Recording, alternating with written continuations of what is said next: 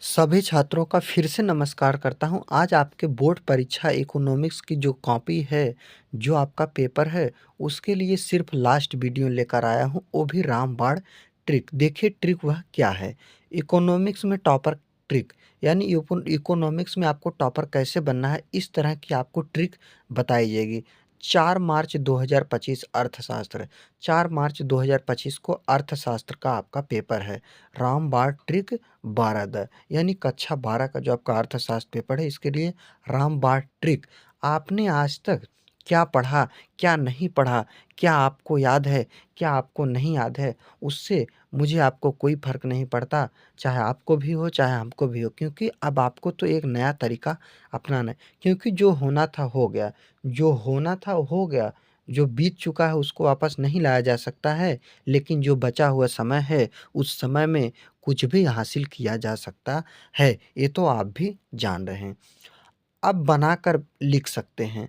अब आपको क्या करना है, बनाकर भी क्वेश्चन आंसर को आप लिख सकते हैं बोर्ड परीक्षा में। उत्तर नहीं आए तो सिर्फ ए लिख देना। यदि आपको उत्तर नहीं आए तो आपको क्या लिखना है, क्या नहीं लिखना है, सभी चीज़ों के बारे में मैं आपको डिटेल से यहाँ पर बताता हूँ और डिस्कस करता हूँ इस वीडियो के अंदर। सिर्फ शुरू से लेकर अंत तक आप इस वीडियो में बने रहिएगा।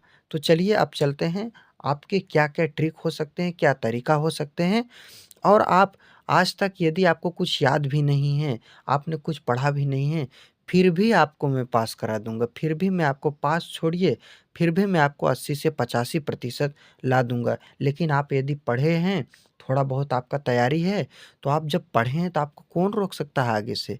जो पढ़ा है उसको कौन रोकेगा? कोई नहीं रोक सकता है, क्योंकि जो पढ़ा है उसका तो तैयार है ना, किसी के कहने से कुछ थोड़ी होता है। जब भी होता है अपने किए गए कर्मों से, यानी जो भी आप, यदि आप नहीं पढ़े तो उसके लिए तो कुछ अलग तरीका है। आप पढ़े हैं तो आपको कौन रोक सकता है? पढ़े हैं तो लिखेंगे, एकदम जाके भरेंगे, आराम से अपना लिखेंगे समझ-बूझ कर सभी चीज़ों का आंसर, तो वो भी आपका अच्छा है। आप पढ़े हैं, आपने नहीं पढ़ा है, बिल्कुल भी मत घबराइए। यहाँ पर मैं कहाँ तक ले चलूँगा आपको, ज़ीरो से लेकर पूरा समझ लीजिए एकदम हीरो तक, यानी कहाँ तक? हीरो तक, यानी ज़ीरो से लेकर अंत तक। ज़ीरो से जो भी आगे तक की चीज़ें होती हैं, सभी चीज़ों के बारे में मैं बताऊँगा। तो चलिए आज की इस वीडियो को मैं शुरू करता हूँ। दोस्तों, किसी चीज़ के बारे में जानने से पहले सबसे पहले आपको क्या करना है? पेपर पैटर्न को समझ लेना। क्या समझ लेना है? पैटर्न। पेपर पैटर्न, पहले आपको क्या करना है, पेपर पैटर्न, यानी आपका जो पेपर है वह कैसे पूछा जाता है, कैसे पूछा जाता है, पहले मैं उसके बारे में आपको बता दूं। तो पेपर पैटर्न आपको समझ लेना। पेपर पैटर्न मतलब कि कौन सा क्वेश्चन कितने नंबर का पूछा जाता है। ठीक, कौन सा क्वेश्चन कितने नंबर का पूछा जाता है। तो चलिए मैं थोड़ा ही कम, बहुत ही कम समय में आपका डिस्कस कर देता हूँ। देखिए आपका जो होता है 10 प्रश्न बहुविकल्पीय प्रश्न होता है। कितना? 10 प्रश्न बहुविकल्पीय प्रश्न, यानी कितना होता है 10 प्रश्न बहुविकल्पी? 1 गुणे 10 बराबर 10 नंबर, यानी एक-एक नंबर के 10 प्रश्न बहुविकल्पी पूछे जाएँगे, जिसके लिए आपको 10 नंबर मिलेगा। फिर वहीं पर आता है आपका 8 प्रश्न अति लघुत्तरी। कौन-सा प्रश्न? 8 प्रश्न अति लघुत्तरी आता है। आपका 8 प्रश्न क्या आएगा? अति लघुत्तरी प्रश्न आएगा आपका 8 प्रश्न। तो अति लघुत्तरी 8 आता है, वह कितने नंबर का? तो 3 गुणे 8 बराबर 24 नंबर आपका अति लघुत्तरी। फिर आपका आता है लघु उत्तरी प्रश्न। कौन-सा प्रश्न? लघु उत्तरी प्रश्न, जो कि कितना प्रश्न रहता है? 6 प्रश्न रहता है, और कितने नंबर का रहता है? 6 नंबर का आपका रहता है। तो यानी 6 गुणे 6 बराबर 36 नंबर आपका यहाँ से हो जाता है। कहाँ से? लघु उत्तरी से। तब उसके बाद आपका आता है, लास्ट आता है दीर्घ उत्तरी या विस्तृत उत्तरी जिसे आप कहते हैं। वो भी 10 नंबर का 3 प्रश्न, यानी 10 नंबर का 3 प्रश्न, यानी अब आपको क्या करें, 10 गुणे यदि 3 कर दें तो 10 तियाई बराबर में आपका कितना आता है? 30 नंबर आपका यहाँ से आता है। तो चलिए अब नंबर को जोड़ लेते हैं। कितना है? 10 नंबर, 24 नंबर, 36 नंबर, 30 नंबर। ठीक, तो कितना है? 10 नंबर, 30 नंबर, 24 नंबर और 36 नंबर। शुरुआत से देखिए मैं जोड़ देता हूँ। जैसे 10 नंबर का बहुविकल्पी हो जाता है, फिर 24 नंबर का अति लघु उत्तरी हो जाता है, फिर लघु उत्तरी 36 नंबर का हो जाता है, फिर दीर्घ उत्तरी आपका 30 नंबर का हो जाता है। तो जोड़ लेते हैं कितना नंबर आता है। 4 6 10, 10 का 0 हासिल 1, 1 2 3, 3 6, 3 9, 1 10। टोटल कितना हो गया? 100 नंबर का आपका पेपर यहाँ से कंप्लीट हो गया। मैंने आपका जुड़ा दिया। तो जो अति लघुत्तरी प्रश्न आता है उसको आपको आखिर आपको शब्द, तो शब्द को भी आपको ध्यान रखकर चलना है। कितना? शब्द को। तो अति लघुत्तरी प्रश्न को आपको कितने शब्दों में, तो जो आपका अति लघुत्तरी आएगा 24 नंबर का, इसको आपको 50 शब्दों में लिखना है। कितने शब्दों में? 50 शब्द।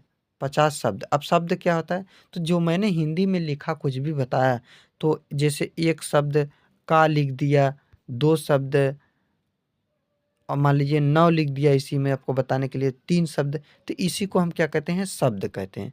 तो यही शब्द 50 शब्द। फिर आपका आता है लघु उत्तरी। तो लघु उत्तरी कितने शब्दों में आपको लिखना है? शब्द का विशेष आपको ध्यान यहाँ पर देना है। 150 शब्दों में। कितना? 150 शब्दों में, यानी 150 शब्दों में लिखना है। और आपका आता है दीर्घ उत्तरी। दीर्घ उत्तरी कितने शब्दों में लिखना है? तो दीर्घ उत्तरी आपको टोटल 300 शब्दों में लिखना है। कितना शब्द? 300 शब्दों में आपको लिखना है।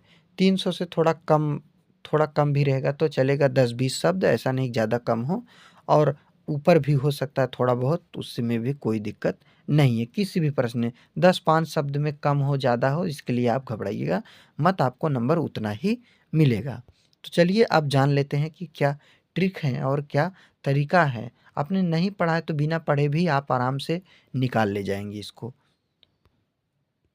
अब देखिए 10 नंबर का जो बहुविकल्पी होगा, इसको तो आप टिक मारेंगे यानी अपने कॉपी में लिखेंगे, ये तो आपका कंप्लीट हो गया।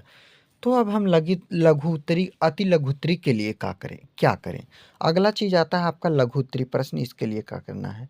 अब जैसे लघु उत्तरी प्रश्न आपका आया, जैसे मान लीजिए आ गया राष्ट्रीय आय। क्या आ गया? राष्ट्रीय आय। अब जैसे मान लीजिए राष्ट्रीय आय आ गया, तो राष्ट्रीय आय, तो अब आप कहेंगे कि राष्ट्रीय आय क्या होता है? तो सबसे पहले आप जानिए, शब्द को पकड़िए। आय मतलब पैसा, राष्ट्रीय मतलब पूरा आपका जो राष्ट्र है, देश है। तो जो आपका राष्ट्रीय आय है पूरे देश के लिए, जो आपका आय है, पैसा है, इन चीज़ों के बारे में आपने क्या जाना है, क्या सुना है? यदि आप अर्थशास्त्र पढ़े हैं तो कुछ तो आपका तैयार होगा। तो इस तरह से अब ये राष्ट्रीय और आय, पैसा से संबंधित, राष्ट्रीय से संबंधित, जो व्यक्ति कमाता है, जो उसका पैसा बचता है, लागत लगाता है, उपभोग करता है, कहीं पैसा को निवेश करता है, जो उपभोक्ता कोई व्यक्ति होता है, तो शब्द को पकड़िए। यहाँ पर ज़्यादातर उत्पादन, उपभोग, वस्तुएं, उपभोक्ता, ये सब शब्द आते हैं। तो जब भी हम किसी चीज़ का आंसर लिखें तो ज़्यादातर हम क्या करें? अर्थशास्त्र में जो शब्द यूज होते हैं उस शब्द को हम ज़्यादातर क्या करें? यूज करें। वही शब्द यूज करें। कौन सा शब्द? जो शब्द आता है, जैसे उपभोक्ता, निवेश, लागत, अवसर लागत, सीमांत लागत, उसके बाद उपभोग, निवेश, उपभोक्ता, उत्पादन।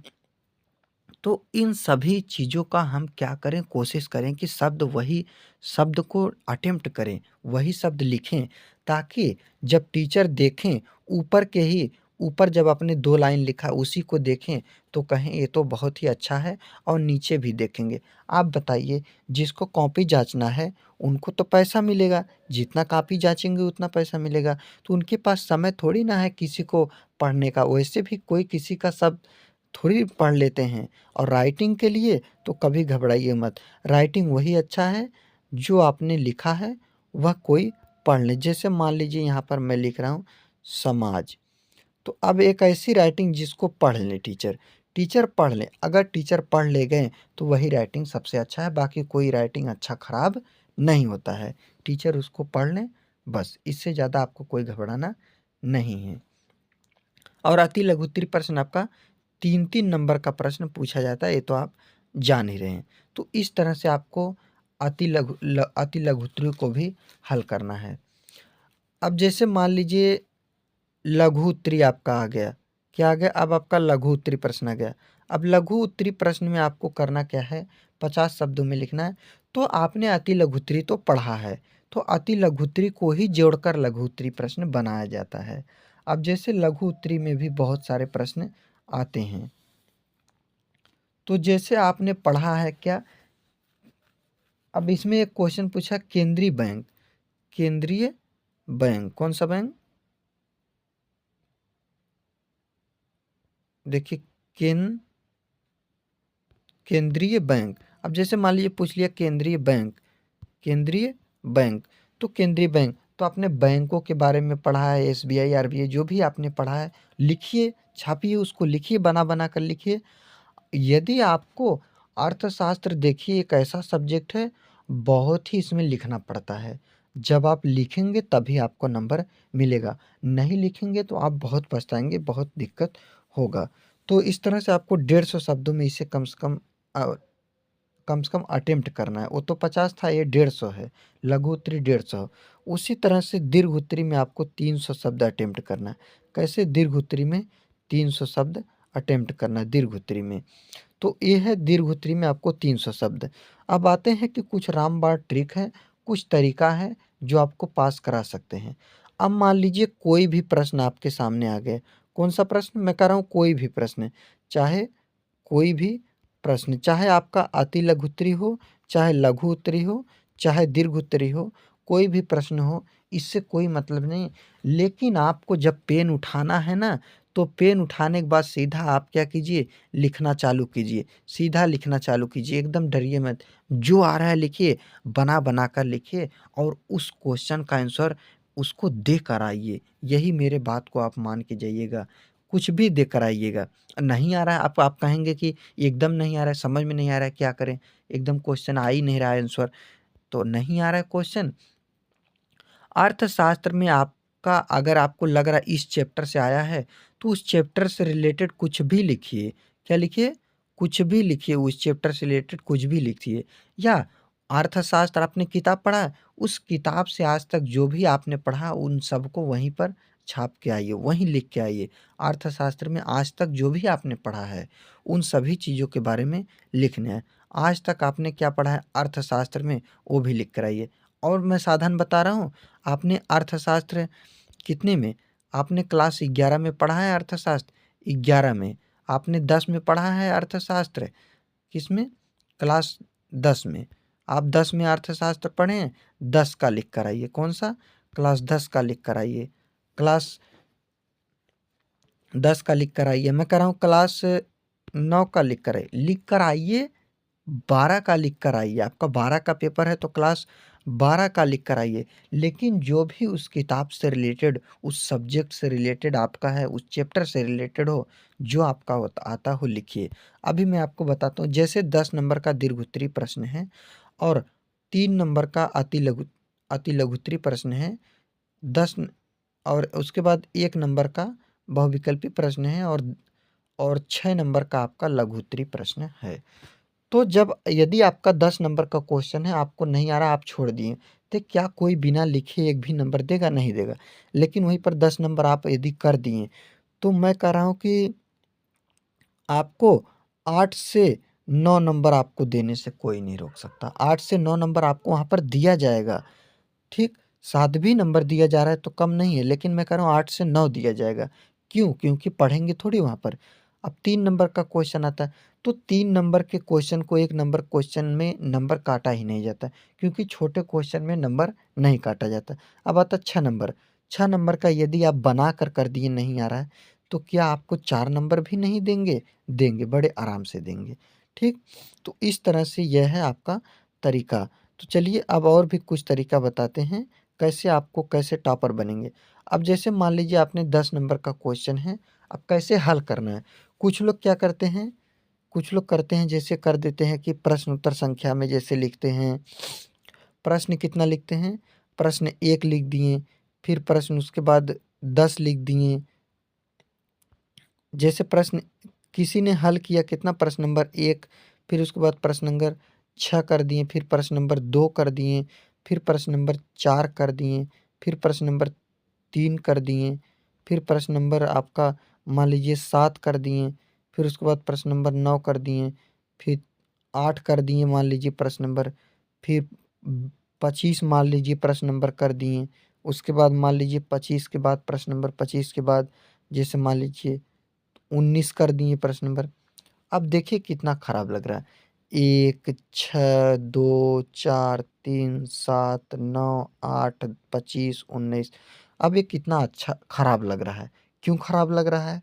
क्योंकि जब आप टीचर को डिस्टर्ब करेंगे, पहले ये जाँचिए, फिर टीचर पेज प पन्ना आपको जो मिलेगा, आपको पेपर मिलेगा, पेपर पलटेंगे, इस पेज पर जाएँगे, उस पेज पर जाएँगे, ऐसे-ऐसे उनको दिमाग डिस्टर्ब होगा और अच्छा नहीं लगेगा, तो नंबर काटेंगे।